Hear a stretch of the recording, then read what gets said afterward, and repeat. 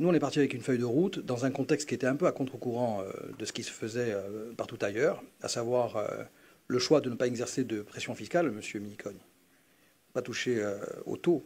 Les bases fiscales sont des augmentations qui sont automatiques. Et en plus, elles sont bien inférieures, je dirais, à l'inflation. Donc on est bien en deçà de ce qui devrait être compensé sur ces évolutions-là. Donc il manque là aussi beaucoup d'argent pour le fonctionnement de nos institutions. Et moi aussi, M. Casals, je m'interroge. C'est un véritable paradoxe, même une injustice, sur les critères d'éligibilité des dotations de solidarité urbaine qui laisseraient croire que la ville d'Ajaccio est une ville riche. Parce que nous avons à appliquer des critères comparatifs qui sont aujourd'hui, pour moi, désuètes. Vous prenez simplement, par exemple, la question du logement social. Alors, il y a plus de logements sociaux à Bastia, mais il y a plus de besoins à Ajaccio. Seulement aujourd'hui, comme ce qu'il manque n'est pas totalement livré, eh bien, ce qui est pris en compte pour retenir comme critère d'éligibilité, c'est ce qui existe. Et ça ne reflète absolument pas du tout la fragilité sociale de notre territoire, dont les fractures s'aggravent et qui nécessite effectivement une intervention beaucoup plus importante. Oui, il manque d'investissement dans le social, les écoles. On a un parc vieillissant, une trentaine d'écoles. Nos budgets ont augmenté, ils ne sont pas suffisants. Nous tournons avec Rosemary Otave et ses équipes régulièrement pour constater effectivement, certes, les efforts qui ont été réalisés, mais encore les besoins à couvrir. Pour nos écoles, oui, il manque des places de crèche. Oui, il manque de travailleurs sociaux. Il manque beaucoup de choses.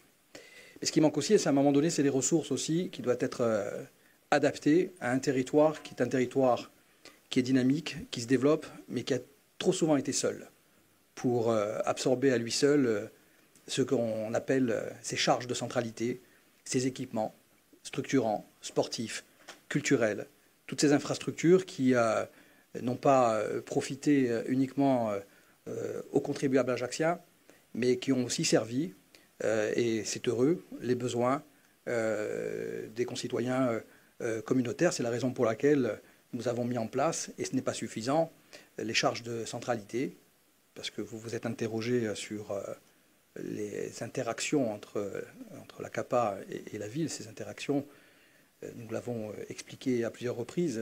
Il s'agit effectivement de faire participer, au titre de la solidarité communautaire, cet échelon institutionnel aux charges de fonctionnement récurrentes et d'investissement que supporte depuis de nombreuses années le contribuable ajaccien. Et c'est la raison pour laquelle, en tout cas une des raisons pour laquelle, certainement, nous avons accusé un certain nombre de retards. Et aujourd'hui, dans un contexte économique qui se tend, eh bien, les tensions sont encore plus visibles.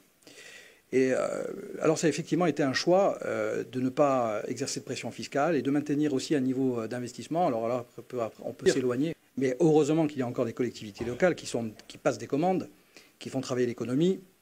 Et on voit bien les difficultés aujourd'hui que l'on a sur le bâtiment avec des opérateurs aujourd'hui qui ne sont plus en capacité de répondre aux besoins du marché. Parce qu'ensuite, il y a eu ces problématiques liées à l'inflation qui obèrent encore les initiatives et les choix aujourd'hui que nous devons faire en termes de résolution et de réponse aux besoins de nos territoires, qui est un territoire tendu, je le rappelle, au niveau du logement social, où les inégalités s'aggravent.